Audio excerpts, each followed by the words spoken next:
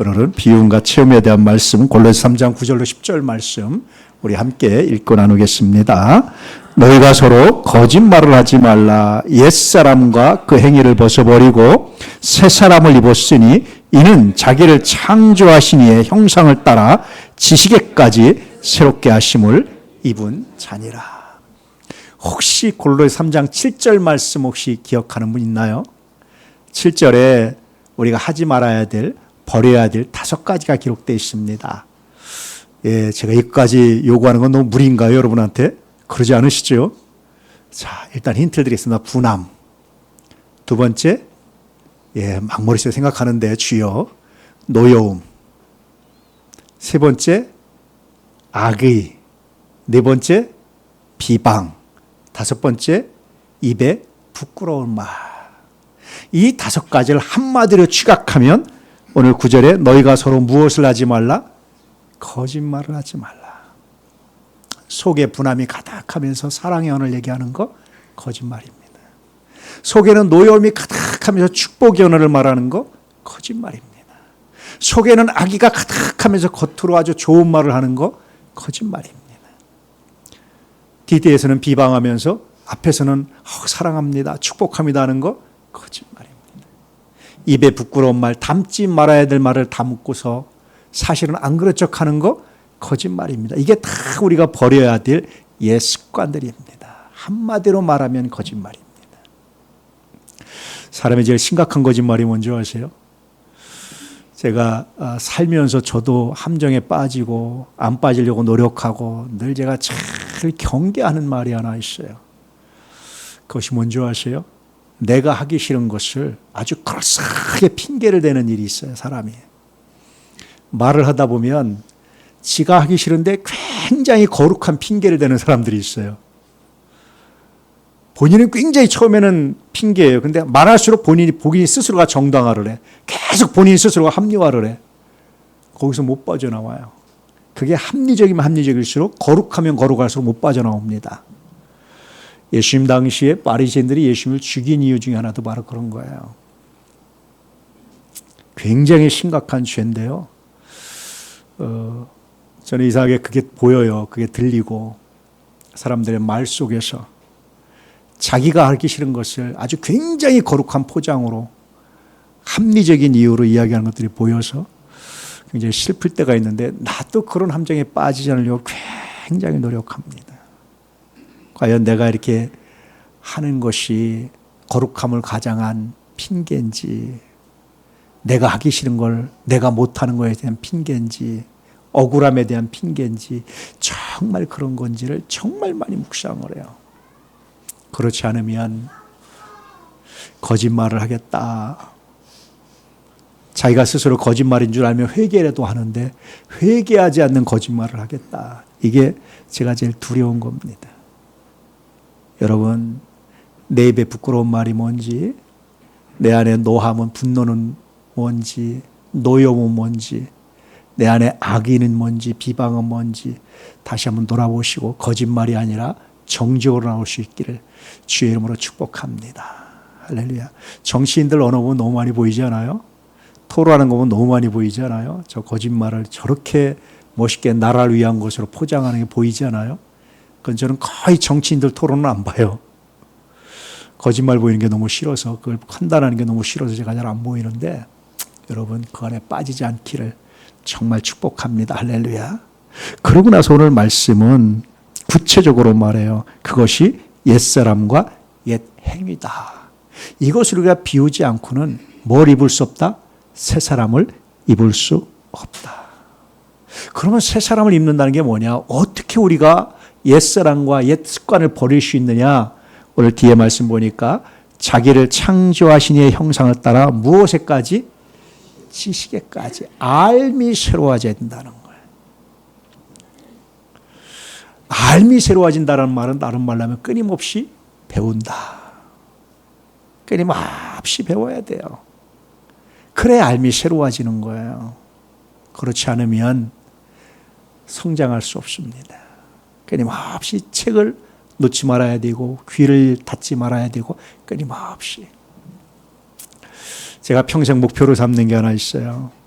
하나님 나라 갈 때까지 배움을 중단하지 않기를 원합니다.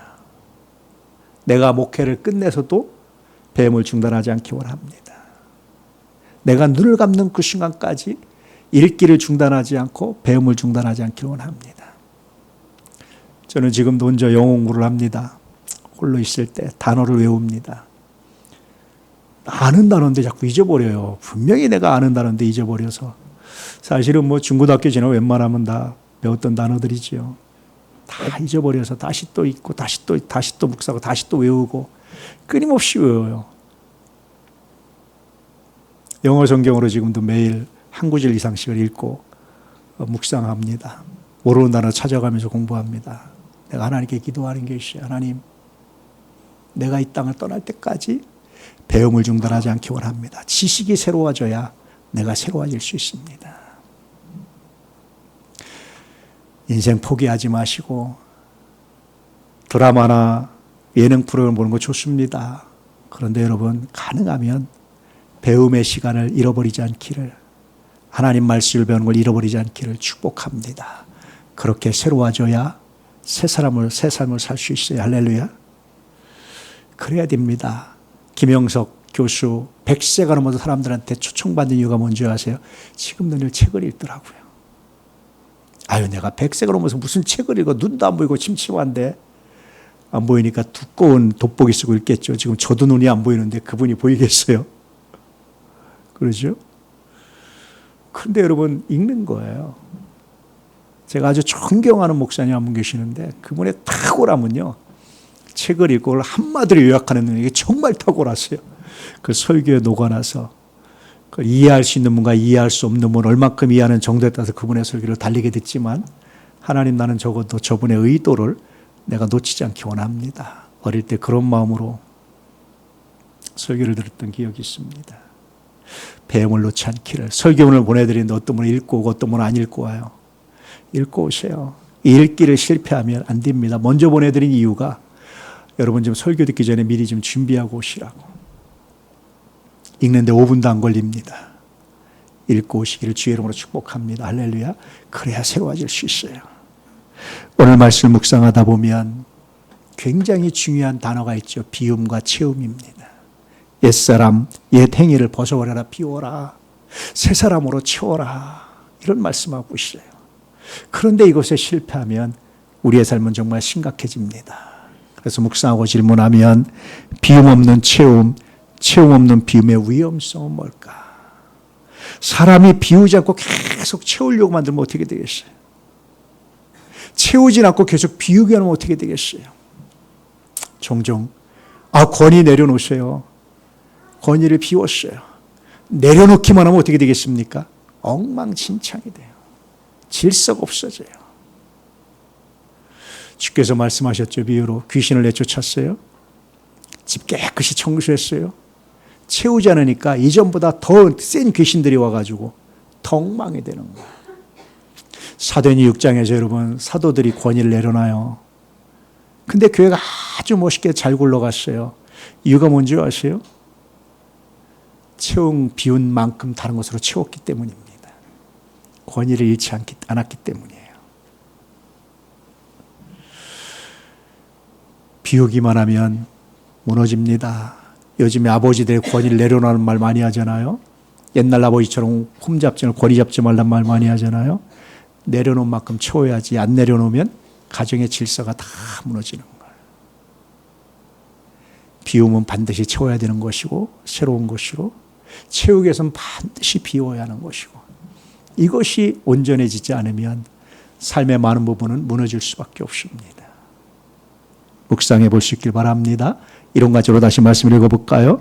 너희가 서로 거짓말을 하지 말라. 옛사람과 그 행위를 벗어버리고 새 사람을 입었으니 이는 자기를 창조하신 이의 형상을 따라 지식에까지 새롭게 하심을 입은 자니라. 비움 없는 채움은 공동체를 피곤하게 만듭니다. 계속 채우기만 하려고 하면. 성북대 오면 길상사라는 절이 있잖아요. 옛날에 대원각이라는 요정이었습니다. 어느 날 갑자기 그 대원각이 절로 바뀌었다는, 사찰로 바뀌었다는 거예요. 제가 지금도 그 앞을 지나올 때마다 두 가지 마음이 들어요. 첫째는 처절한 반성입니다. 무소유라는 법정 승리의 책을 보고 그 주인이 이렇게 준 건데, 나를 비롯해서 교회들이 너무 채우려고만 했던 시대 아니었을까. 무소유라는 책이 제가 나왔을 때 깜짝 놀랐어요. 굉장히 반성했어요, 사실은. 우리 교회들은 채우는 데만 관심이 있지 않았을까. 예수님은 자기를 비워 종의 형체를 가셨는데, 케노시에서 자기를 비우셨는데, 우리가 비움 없는 채움만 막 노력하고 그냥 어떻게든지 사람 하나 더 끌어모으려고 어떻게든지 하려고, 그거에만 나를 볼 때 우리 교회들이 갖고 있던 관심 아니었을까. 굉장히 충격을 받아서 굉장히 많이 회개하면서.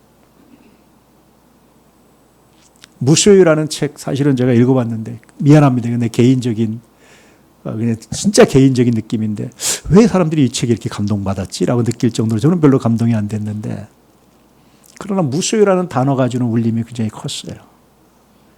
우리는 채우려고 했던 거 아닌가. 그것이 너무 피곤하게 하고, 교회에서 지금도 여러분 많은 청년들이 힘들어하는 것은 봉사만 강요하고 막 하니까 피곤해한다는 거예요. 비움 없이 채우려고 하면 피곤해집니다. 개인의 삶도 마찬가지예요. 저는 사람들을 볼 때 눈을 많이 봐요. 그렇다고 앞으로 제 앞에 이제 선글라스 끼고 나타나지 마세요. 그래서 제일 싫은 사람이 선글라스 끼고 다니는 사람이 제일 싫어요. 저 사람은 나한테 왜 눈동자를 안 보여줄까? 저 사람은 나한테 자기 마음을 숨기려고 그럴까? 선글라스 낀 사람이 제일 의심이 돼요. 눈동자가 불안해 떠는 눈동자들이 있어요. 왜 그럴까요? 뭔가 사고를 쳤어요. 그래서 아이들 봐도 눈동자 보면 알아요. 애가 불안한 눈빛은 사고 친 아이야, 분명히. 거의 10중 8구는 사고 친 아이예요. 들킬까 봐. 여러분 설교하다 보면 여러분 눈동자가 불안해 떨 때가 있어요. 사고 쳤구나. 뒤에서 목사 뒷담화하고 뭐 했구나라는 게 제가 보입니다. 이렇게.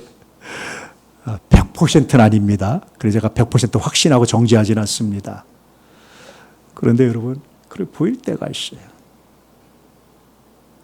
그럴 땐 빨리 비우셔야 돼요. 할렐루야. 빨리 회개하고 빨리 내려놓으셔야 불안한 눈동자가 다시 감사의 눈동자로 바뀝니다. 어떻게 알았지? 누가 말했어? 하지 마시고 빨리 비워내시기를 주의 이름으로 축복합니다. 할렐루야. 그렇지 않으면 스스로 불안하고 불안해서 피곤해서 못 살아요. 분노를 붙든 채 사랑을 채우려고 하는 것이 현대인들의 마음 아닐까. 분노를 비우지 않고, 교만을 비우지 않고 섬김을 채우려고 하다 보니까 거기서 굉장히 많은 언밸런스가 나타나기 시작하는 거예요. 왜 사랑이 통하지 않을까? 내가 혹시 분노를 버리지 않고 사랑한다고 말해서 그런 건 아닐까? 내가 교만을 버리지 않고 뭔가 섬기려고 해서 내 섬김이 왜곡되고 나타나고 잘못 나타나고 잘못 해석되는 것은 아닐까? 한번 좀 돌아볼 수 있기를 축복합니다. 성령은 교만을 비우게 하시고 은혜를 채우시고 자기의 의를 비우고 그리스도를 채우게 하시고 고집을 비우고 사랑을 채우게 하십니다. 할렐루야. 어저께 우리 한병재 집사님 따님 지원이 결혼식에 참석해서 맨 뒤에서 계속 축복했어요. 지원이뿐 아니라 누구나 제가 결혼식에 참석하면 축복을 하는데 특히 부부 서약을 할 때 가슴이 쫄깃해요. 저 아이들이 저 서약을 지켜내는 게 쉽지 않은데 무슨 배짱으로 저렇게 아멘을 크게 했을까? 어저께도 우리 지원이가 아멘을 크게 하더라고요. 무슨 배짱으로 우리 지원이 이렇게 아멘을 크게 했을까? 좀 조그맣게 하지. 이건 제가 혼자 하는 농담입니다. 그 뒤에서 기도합니다. 하나님, 저 아이들이 저 서약을 지켜가는 게 결코 쉽지 않습니다. 결혼한 지 한 5년, 4년 돼 가는데 아직도 힘들어요. 쉽지 않습니다. 어떻게 하면 저 아이들이 저 서약을 지켜내며 살 수 있을까요? 그런 묵상을 하면서 하나님, 저 아이들이 저 서약을 지켜내는 은혜를 주십시오. 결코 목사도 쉽지 않아요. 나도 쉽지 않아요, 그게. 그래서 누구도 못 지켰다고 내가 비난을 못 합니다. 왜냐하면 나도 쉽지 않으니까. 잘못 지켰다고 저는 정죄하고 싶으면 조금도 없어요. 왜냐하면 나도 쉽지 않으니까. 목사인 나도 쉽지 않은데 그러잖아요. 여러분 생각해 보니까 나를 비우지 않고는 채울 수가 없어요. 내 부족함을 채우기 위해서 상대를 바라보면 무너질 수밖에 없어요. 나를 비우지 않으면. 그런데 그게 그렇게 쉽지 않아요. 자, 다시 말씀을 읽어볼까요? 너희가 서로 거짓말을 하지 말라. 옛사람과 그 행위를 벗어버리고 새 사람을 입었으니 이는 자기를 창조하신 이의 형상을 따라 지식에까지 새롭게 하심을 입은 자니라. 그럼 여러분 언제 비움을 시작해야 될까? 묵상하다 발견하는 것은 고난당할 때, 그때는 분명히 비워야 될 때 같아요. 고난이라는 것이 내 계획이, 내 생각이 실패했을 때, 내 계획대로 되지 않았을 때, 그때는 분명히 비워야 될 때입니다. 하나님, 내가 무엇을 비우기 원하십니까? 그래서 그때마다 빨리 고쳐주세요, 빨리 해결해 주세요라고 기도 안 합니다. 하나님, 무엇을 바꾸기 원하시고 무엇을 비우기 원하십니까? 성전 건축이 우리의 계획대로 진행이 안 됐어요. 너무 늦게 시작해서 사실은. 그 기간을 여러분 어떻게 기도하시는지 모르지만 저는 계속해서 기도한 것이 하나님, 무엇을 비우기 원하십니까? 내가 도대체 왜 성전 건축을 하려고 합니까? 이 성전 건축이 우리 도난 가족들에게 무엇이 유익합니까? 저는 이 성전 건축을 위해서 여러분을 무작정 여기에 몰아넣어가지고 막 헌금하게 하고 난 그럴 자신이 없습니다. 하나님. 그러고 싶은 마음도 없습니다. 도대체 이 성전 건축을 통해서 무엇이 우리 도난 가족들에게 유익되게 할 수 있을까요? 내가 무엇을 버리기 원하십니까? 정말 많이 기도하고 그 시간을 묵상하고 빨리 시작해 주세요라는 기도 별로 안 했어요. 무엇을 치우고 무엇을 비우기 원하십니까? 그렇게 시작해 갑니다. 그런데 가장 비싼 때예요. 자재비도 가장 비싼 때. 하나님, 도대체 가장 비싼 때 뭐 어떻게하라고 넉넉히 걱정 없이 지을 수 있었던 거를 걱정해야 되는 상황이 됐거든요. 하나님, 도대체 어떡하라고.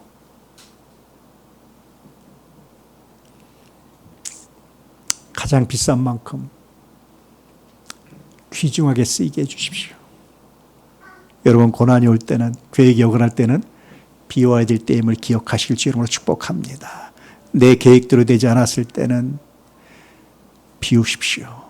원망과 불평을 하면 남는 게 없어요.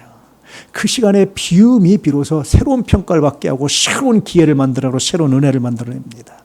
어떤 사람은 자기가 계획이 안 되었을 때 막 원망하고 비난해서, 계획이 안 됐을 때 사람들은 또 다른 미안함이 갖고 있거든요. 그 미안함을 상쇄시켜버리는 사람들이 제일 불쌍한 사람들이에요. 계속 미안하게 하세요. 어떻게 나를 비움으로, 나를 내려놓음으로. 할렐루야. 그래야 새로운 기회가 옵니다. 하나님 주신 은혜입니다.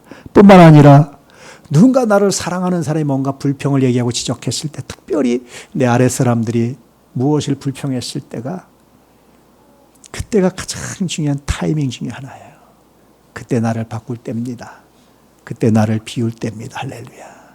그때가 얼마나 중요한지 몰라요. 미켈란젤로가 다비드상을 조각을 하는데요. 그 당시 여러분, 그 당시 개념은 뭐였냐면요. 신은 완벽한 비율이다. 이게 그 당시 철학이었어요. 그래서 미켈란젤로는 완벽한 비율에, 그 당시 기준에 맞춰서, 지금 기준은 다른데요. 그래서 그런 비율에 맞게끔 만든 거예요. 그래서 아름답다. 그래서 신의 형상이다. 이렇게 표현한 겁니다. 그 당시는. 이렇게 아름다운 비율로 이렇게 완벽하게 어떻게 이렇게 만들었습니까? 할 때 미켈란젤로가 굉장히 재미있는 말을 해요. 사실 이 대리석 안에, 이 돌덩이 안에 이미 아름다운 다윗상이 있었습니다.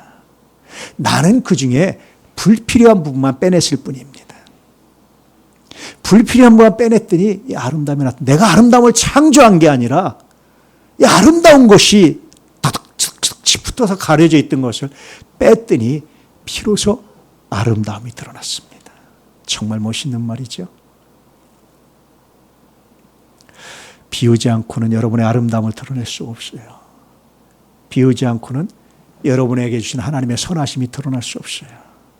이제까지 우리는 세상을 살면서 더 채워라, 더 많이 가져라, 더 잘해라, 더 공부 잘해라, 더 많이 하라, 끊임없이 채우는 거에 대한 얘기를 들었잖아요. 그렇게 여러분 만족이 되든가요? 적어도 여러분 주일 예배드린 이 순간만큼은 비워낸 은혜가 있길 축복합니다. 그리고 다시 세상에 나가서 하나님 채우시는 것으로 채움받는 은혜가 있기를 주의 이름으로 축복합니다. 그것이 우리가 주일 예배 때 얻을 유익 중에 하나입니다. 이때 비움을 시작하십시오. 언제 채워야 될까요? 그러면 삶이 공허하게 느껴질 때입니다. 어느 갑자기 삶이 공허하게 느낄 때가 있어요. 내가 뭐하고 살았나? 이게 무슨 의미가 있나? 내가 뭔 짓을 한 건가? 그럴 때가 있죠. 특히 여러분 이제 자녀들도 다 크고 다 떠나고 내 손을 필요로 하지 않을 때 그때 공허감이 밀려온다고 그러잖아요. 엄마들, 여자들.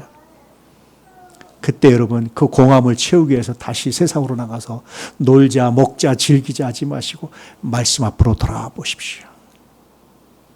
새롭게 느껴지고 변하는 것들이 있어요. 현대인은요, 비워서 지친 것이 아니고 잘못된 것으로 너무 많이 채워져 있어서 지치고 무너질 때가 많아요. 가정에 여러분 다 짐을 쌓아놓기만 해보세요. 가구를. 못 쌉니다. 사람 잘 곳도 없습니다. 가끔 TV에 나오잖아요. 어떤 분이 집에 그냥 자기는 필요하다고 쓰레기를 막 갖다 놓은 거. 다른 사람은 쓰레기인데 본인은 필요하다는 거예요. 발 디딜 틈도 없고 본인은 잘 방도 없어요. 그냥 조그만 통나무 구석에서 겨우 자요. 그러면서 자기는 이 많은 것들이 보물을 지고 있는 것처럼 생각해요. 쓰레기더미 안에서. 그분만 그럴까요? 우리의 마음에는 얼마나 많은 쓰레기가 있는지. 그래서 적어도 자기도 자기 하나 쉴 공간이 없어요. 다른 사람은 사랑하는 사람 받아들여서 함께 누울 공간이 없어요. 공허하게 느껴질 때 그때 여러분 새로운 것으로 치워지는 그 빈 마음에 하나님 말씀으로 채우는 은혜가 있기를 주의 이름으로 축복합니다. 어떤 사람이 록펠러에게 세계 최고의 부자였죠. 역사상 물어봤습니다. 당신에게 이제 돈이 충분합니까? 얼마가 더 있어야 당신이 돈이 충분하다고 생각하십니까? 그때 록펠러가 뭐라고 말했는지 아세요? 아주 약간, 단지 약간, 좀만 더 있었으면. Just a little bit more라고 하는데요. 단지 내가 빵을 한 모금 딱, 한 입 딱 벨 수 있을 만큼만 돈이 좀 더 있었으면. 진짜 그가 돈이 없어서 그럴까요? 우리식으로 표현하자면 내가 단지 10,000원만 더 있었으면. 뭐 그런 뜻이에요. 그 부자가. 만족이 있었을까요? 없습니다. 에피쿠로스라는 학자가 그런 말을 했어요. 굉장히 마음에 드는 말인데 부자는 뭘 더 많이 갖는 사람이 아니라 필요한 게 적은 사람이 부자입니다. 나 필요한 거 없어요. 이 사람이 진짜 부자라는 거예요. 세계 모든 것을 가진 사람이 아니라 나 필요한 게 없어요. 왜? 이거 하나면 됩니다. 그래서 여러분 좋은 진주 장사를 구하는 사람, 천국을 구하는 사람이 어떤 사람이에요? 좋은 진주 하나 만나니까 이제 더 이상 필요한 게 없어요. 다 버리는 거예요. 밭에 감추인 보화를 산 사람도 자기 거 다 팔아서 이거 하나 사니까 나 이제 더 이상 필요한 게 없습니다. 이거 하나 만족합니다. 예수 믿는다는 게 그런 거예요. 예수 하나 얻고 나니까 내가 더 이상 이제 그저 있으면 그냥 내가 좀 편리할 뿐이지 내가 꼭 필요한 건 다 채웠습니다. 내가 만족합니다. 여호와는 나의 목자시니 내게 부족함이 없습니다. 그런 의미입니다. 진짜 다 가져서가 아니라 여호와 하나를 소유하고 나니까 여호와를 목자로 고백하고 나니까 이제 내가 필요한 게 없습니다. 에피쿠로스의 철학이 담긴 굉장히 재밌는 하나님의 말씀인데 에피쿠로스가 아마 세상의 원리를 좀 파악했던 것 같아요. 하나님 창조하신 원리를 파악했던 것 같아요. 하나님이라는 건 몰랐겠지만 그게 진짜 부자입니다. 무엇으로 언제 채우기 원합니까? 하나님 한 분만으로 족합니다. 그리스도 한 분으로 족합니다. 여러 번 간증하고 뵙겠지만 정말 여러분 죽음에 대한 심각한 고민을 했어요. 아무것도 할 수 없을 만큼 인생이 그렇게 허무하게 느껴진지 얼마나 허무한지 몰라요. 뭘 더 취하고 싶은 마음도 없고 갖고 싶은 마음도 없고 내가 얻어야 되겠다는 마음이 하나도 없어요. 왜냐하면 아무 의미 없어서 나한테 죽음이라는 거야 옆에서. 그래서 저는 솔로몬의 전도 드릴 때마다 이렇게 마음에 많이 와닿아요. 나를 보는 것 같아. 내 인생을 보는 것 같아. 하나님께 은혜 주신 거죠. 그리고 제가 마지막에 청년회 때 곤고한 날이 이르기 전에 창조주를 기억하라는 말씀처럼 하나님을 인격적으로 만났을 때 더 이상 필요한 게 없습니다. 그래서 제가 제일 좋아하는 호칭이 목사입니다. 박사도 아니고요. 회장도 아니고요. 대표도 아니고요. 뭣도 아니고 나는 목사입니다. 목사로 온 지 그렇게 저는 그거 하나는 전 족합니다. 왜냐하면 여호와가 나의 목자십니다. 내가 예수를 얻었습니다. 내가 영생을 얻었습니다. 내가 하나님의 자녀가 되었습니다. 이것처럼 더 귀한 게 나한테 남아있지 않아요. 나머진 부수적입니다. 있으면 좋고 편리할 뿐이지 나한테 꼭 필요하지 않아요. 여러분 무엇으로 채우기 원하십니까? 세상 것 아무리 채워도 록펠러처럼 10,000원만 더 있었으면, 내가 요것만 더 있었으면, 요것만 더 하면 이라고 말할 수밖에 없어요. 하나님을 채우면 내가 부족함이 없습니다. 하나님으로 채우면 내가 만족합니다. 무엇을 비우고 채워야 될까요? 하나님으로 채울 때 비로소 여러분의 삶이 갱신되는 거예요. 새로워지는 거예요. 비로소 삶의 은혜가 만족이 뭔지 기쁨이 뭔지 알게 되는 겁니다. 오늘 여러분 그렇게 하나님으로 채울 수 있기를 축복합니다. 그럴 때 우리 모임은요 유익을 주는 그런 모임이 됩니다. 제가 보니까 모임들이 계속 활성화되는 모임도 있고 없어지는 모임도 있어요. 활성화되는 모임의 특징은 딱 하나입니다. 유익을 주면 저 모임에 갔더니 내가 유익해. 그럼 활성화돼요. 분명히 활성화됩니다. 그냥 먹고 마시고 늘 그냥 땡 하면은 활성화가 안 돼요. 없어집니다. 우리가 왜 비우고 채워야 됩니까? 주님의 교회를 아름답게 하고 활성화시키기 위해서. 할렐루야. 여러분 다 예수 믿고 구원받고 나면 얼마나 좋겠어요. 그런데 어떤 분들은 아직 예수를 만나기 전에 신앙이 어릴 때는 유익이 돼야 나오고 싶은 거야.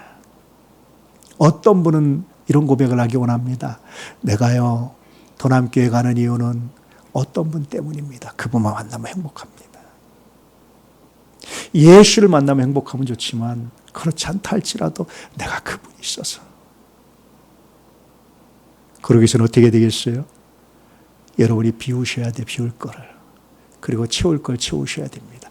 그래야 비로소 행복이, 그래야 비로소 은혜가, 그래야 비로소 여러분 때문에 유익을 주는 모임이 되고 여러분이 말미암아서 하나님의 역사와 영광이 드러나기 시작하는 거예요. 아, 그분 때문에 가기 싫습니다. 그분만 스트레스 받습니다. 왜 그런 말을 줄까요? 비우지 않은 거예요. 그리스도로 채우지 않은 거예요. 하나님으로 채우지 않은 거예요. 그 안에서 선한 것이 나갈 수가 없습니다.